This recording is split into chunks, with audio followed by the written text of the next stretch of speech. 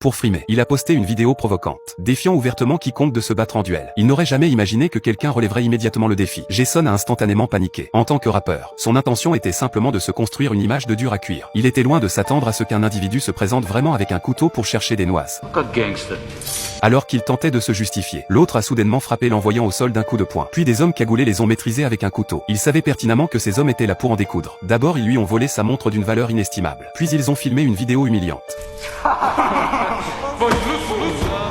Comme tous étaient masqués, Jason n'a pas pu distinguer leur visage. Mais il a clairement remarqué que l'un d'eux portait des baskets vertes. Après une telle humiliation, de retour chez lui, Jason n'a même pas pu avaler un repas. C'est alors que son assistant lui a apporté une nouvelle encore pire. Les agresseurs avaient mis la vidéo en ligne, qui a instantanément atteint la première place des tendances. Le titre était on ne peut plus clair. Le rappeur se fait voler sa montre à 1 million. Éclate en sanglots dans la rue. Chaque vidéo a engrangé des millions de vues. Tout le monde a assisté à son moment le plus pitoyable. Pendant ce temps, des journalistes se sont rués devant chez Jason. Non seulement en prenant des photos frénétiquement, mais aussi en posant des questions insultantes et déplacées. Déjà à bout, Jason a vu rouge. Et en est venu aux mains avec les journalistes. Heureusement, son assistant est intervenu à temps pour le protéger et éviter que la situation ne dégénère. Ils ont finalement réussi à monter en voiture et à partir. Mais ils ont découvert que l'opinion publique leur était totalement défavorable. Certains se moquaient disant qu'il l'avait bien mérité, qu'il était aussi hypocrite que sa musique. D'autres affirmaient qu'il manquait de cran, n'étant qu'un lâche. Quelques petits influenceurs en quête d'attention ont même appelé publiquement à le boycotter, exhortant les gens à ne pas acheter de billets pour son concert. Les mauvaises nouvelles ont déferlé comme un tsunami. Témoin de cette débâcle, Jason a immédiatement consulté le site de prévente des billets de son concert. Horrifié, il a constaté que le concert prévu pour après-demain n'avait vendu aucune place. Le résultat l'a rendu furieux. Il n'arrivait pas à croire qu'au moment crucial, tout avait été ruiné par une bande de parfaits inconnus. Cependant, en se calmant, Jason s'est soudain souvenu que son téléphone volé avait une fonction de localisation. Il s'est dépêché de garer la voiture et d'activer le système de suivi. Après une brève recherche, il a finalement localisé la position du groupe.